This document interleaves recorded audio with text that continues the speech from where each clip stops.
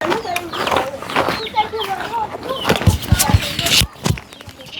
นบริมายามน้องไม้แล้วน้องไม้ติดไม้นิบไม้หายกันได้ปะได้เลยติมาอัปเดต ห้องน้ำของน้องไม้ก็คือเก่าเลยพี่น้องเนาะเพราะว่าไอนูหรือว่าเป็นไอชายของน้องไม้ไปปลุกเพื่อนให้น้องไม้น้อยพุ่นเนาะก็เลยบ่มีเวลามาเฮ็ดมาขุดห้องน้ำให้น้องไม้แล้วก็ไอนูก็ยังได้ไปเกี่ยวข้าวอีกพี่น้องเนาะยัง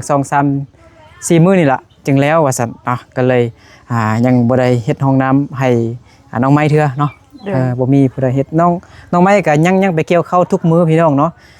ทั้งที่เจ็บแค้นอยู่ก็ยังสู้ชีวิตแฮงพี่น้องเนาะทักทายสบายดี FC ก่อนสบายดีเนาะสบายดีพี่น้องอยู่กับน้องไม้เนาะบ้านกิวแคมบ่แม่นบ้านห้วยสะแงมบ่เนาะถ่ายกิวแคมหลายแล้วว่าแต่กิวแคมบ้านห้วยสะแงมเมืองสะยะแขวงสะยะเบิ่งอันนี้มันทอ100อ้นนี่บ่กว้างแฮงเลยนึกว่า80ว่ะ100โอ้ยสิขนมแบ่งกันเด้อบอกให้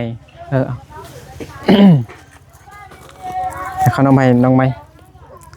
เข้าใจโดยเอาให้ลูกเนาะบอกให้ลูกแบ่งเข้าอันตัวเมื่อกี้เราก็มาแบ่งเมื่อกี้นี่ไม่กับว่าเขาบอกมีเพื่อนไปซื้อแล้วเราไปซื้อให้เขาไม่ก็ยังอยู่ในซองตัวเด้เข้าไปบ่หมดดิเอาไปหมดจะได้เขากระลักแหละยังบ่แล้วเท่านี่วันนั้นบอกน้องไม้มาแบกเอาเด้อเฮ็ดเฮือนครัวอีกโอ้เฮ็ดให้อันนี้เด้อนะอันนี้ยังนี่นะมันยาติบ่อันเขาเฮ็ดเขาเอิ้นอีหยังเอิ้นเทิบเอิ้นอีหยังนี่นะบังบ่ให้เวลาลมแรงพัดมาแล้วบ่ให้มันอิหยังก็มีฝนพะเข้าเฮือนน่ะนะนี่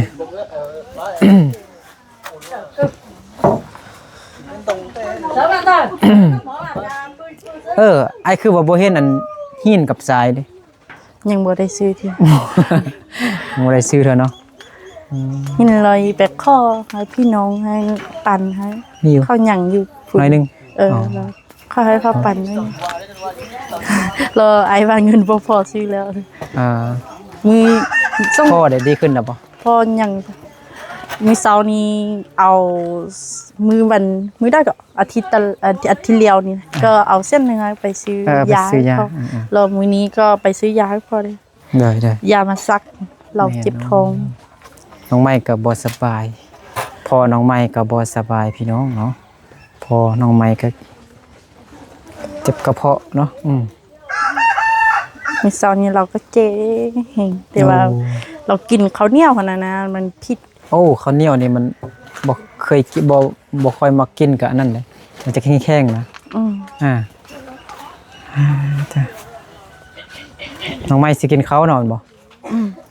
ไปกินข้าวเลยก็สิกินข้าวนำกินน้ำไหมกินยังน่ะเฮ็ดยังกินเฮ็ดผักกินเลย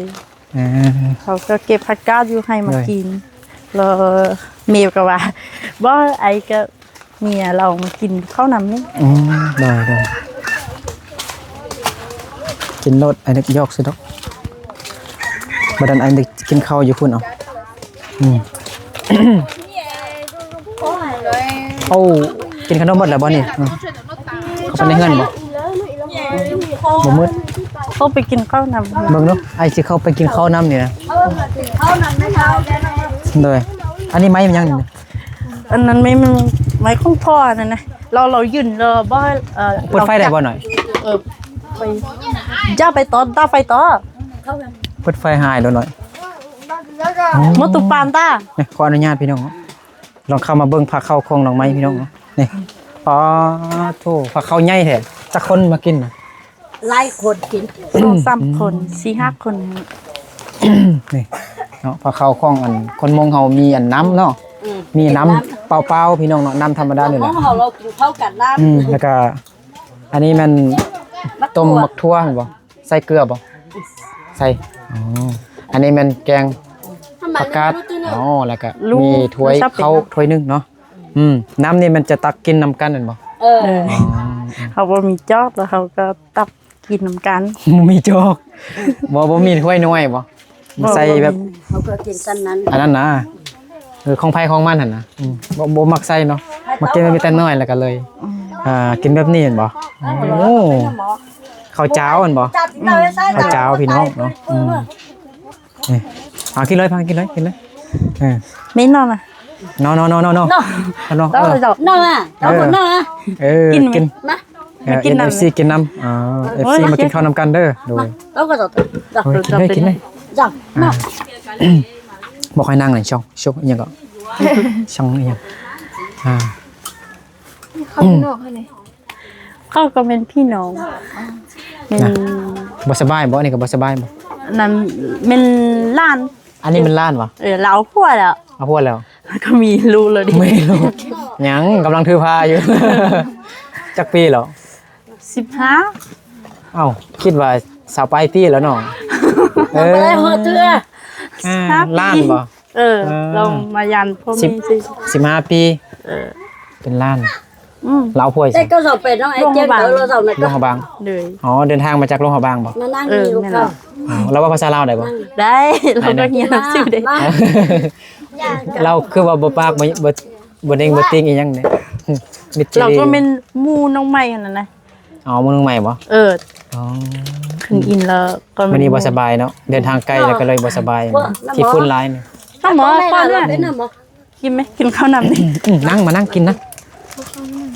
บ่ค่ะนั่งกินเลยบ่นั่นแล้วไอ้สิกินพุ่นก็ได้ ก็มาเต้ก็เพิ่งใช่ไหม เอาลองเบิ่งน้องไม้ครอบครัวน้องไม้กินข้าวสามัคคีพี่น้องเนาะมีทางร้าน อันนี้มันล้านเขา ร้านหมดบ่นี่ก็เป็นร้าน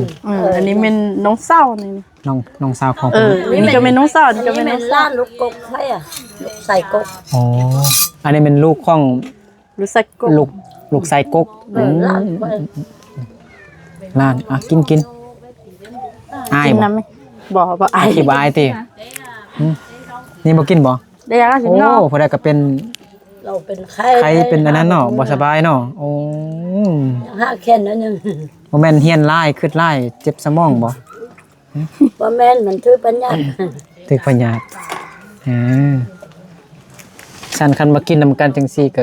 เป็นพยาธิคือกันสมมุติมันติดต่อกันง่ายเนาะ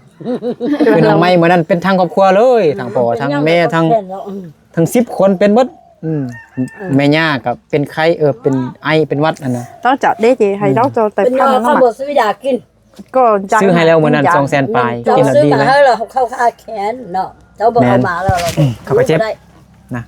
อ๋อ เนี่ยเว้งก็ว่ามันลูกชาย โอ้ ซื้อ เดี๋ยวเราเอามาไปดู ซื้ออยากไปให้เข้ากินเม็ดทุกคนละห้า โดยแม่นเอาดีย่านดีเด้มันแพงได้270,000พุ่นซื้อมื้อนั้นนะปลาสามัคคีกันเนาะกินเนาะกินข้าวอิ่มแล้วก็พักผ่อนแล้วก็ไปต่อหั่นบ่ไปเกี่ยวเขา เลย อ๋อว่าสิไปเบิ่งเขาน้องใหม่อยู่แต่ว่าอาจจะบ่ทันที่มื้อนี้ ใครก็ไปวันไว้เดียว มันเมื่อกี้โทรหาน้องใหม่เราเปิด กองไห้เบิ่งเรา เขาล้มเบิดเนาะแม่นบ่เขาล้มเนาะหนูหลายบ่หนูไปกินบ่ ไล่ออก เขาบ่ใส่กับดักบ่ใส่กระทิบนะ บ่มีใครไปใส่ มีไผไปใส่เนาะปีนี้ได้บ่ฮอด100เป่าบ่ บ่ได้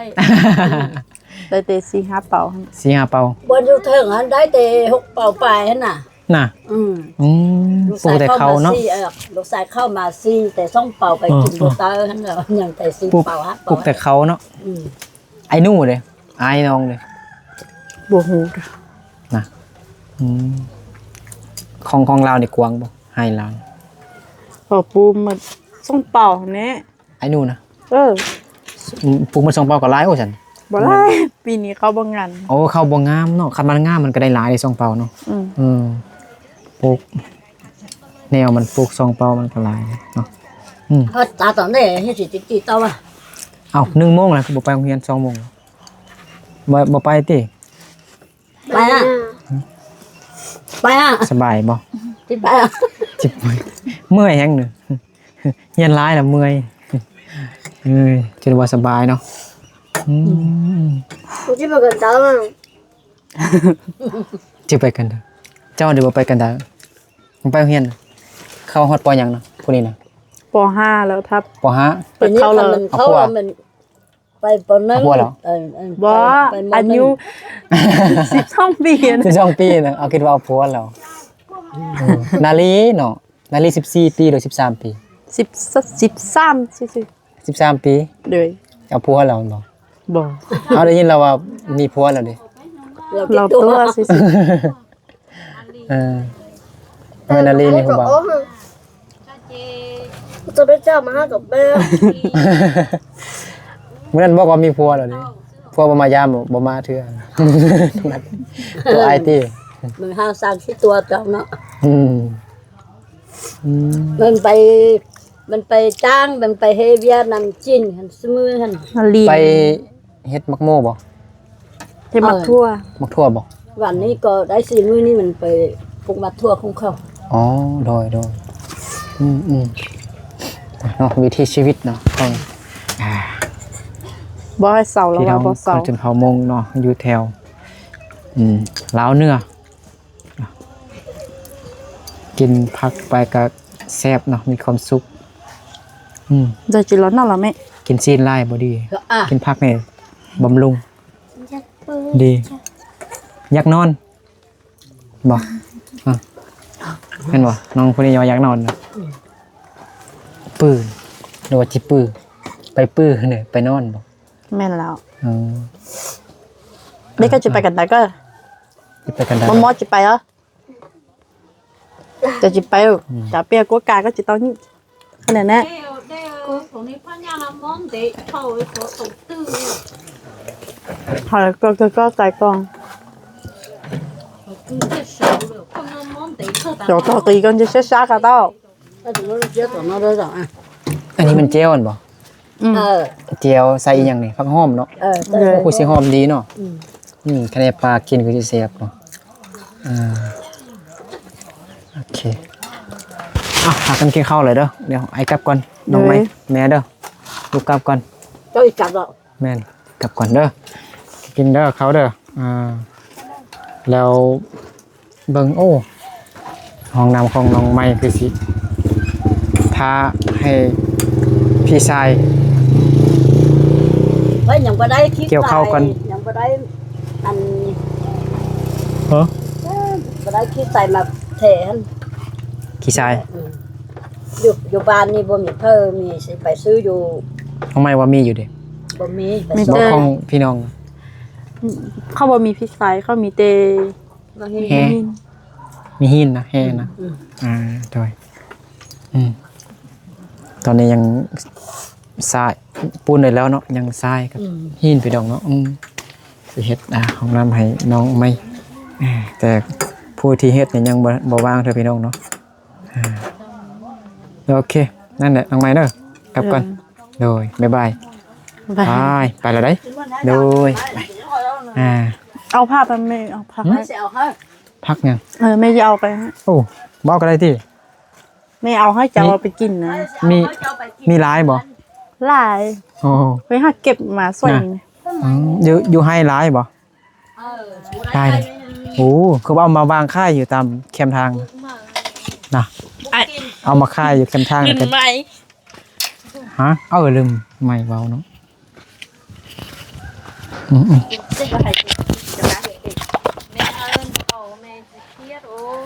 แม่เครียดเหรอ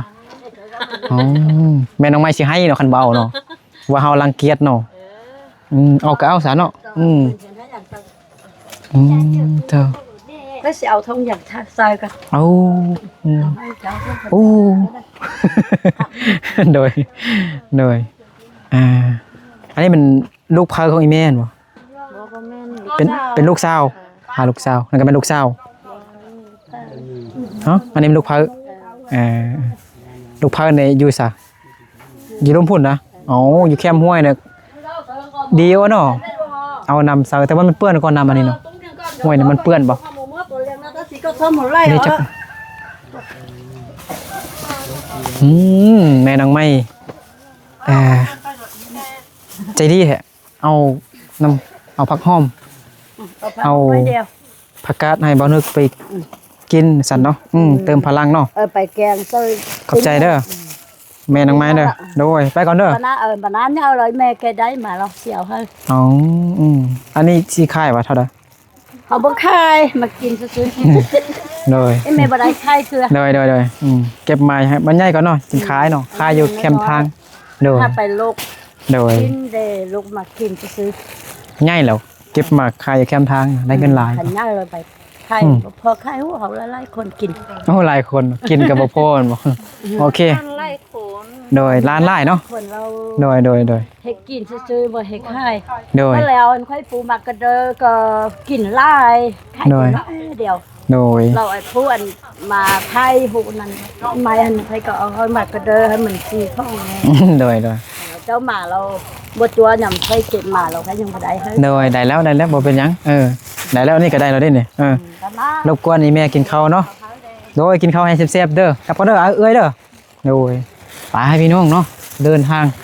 กันต่อพี่น้องเนาะบ่ฮู้ว่าสิไปทางใดนี่นะ สิขึ้นไปดอยหรือว่าสิลงดอย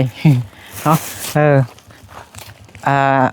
ไอ้หนูเพิ่นเนาะอายของน้องไม้ยังบ่ทันได้บ่ว่างคือเนาะก็เลยยังบ่ทันได้เฮ็ดห้องน้ำเทื่อบ่ได้ขุดห้องน้ำเทื่อแล้วก็หินกับทรายหันก็ยังบ่ได้เทื่อพี่น้องเนาะโอเคไปพี่น้องเนาะขอบคุณ FC เบิดสุขุทุกคนที่เข้ามาติดตามรับชมคลิปบ่าวนึกแต่ต้นจนจบเด้อเนาะอวยพรให้ FC เบิดสุขุทุกคนจงอยู่ดีมีแรงสุขภาพแข็งแรงความเจ็บอย่าได้ความใครอย่าให้มีให้ร่ำให้รวยเบิดสุขุทุกคนเนาะเอาสำหรับคลิปนี้บ่าวนึกก็ขอลาพ่อแม่พี่น้องเบิดสุขุทุกคนไปก่อนเนาะไปพี่น้องเนาะ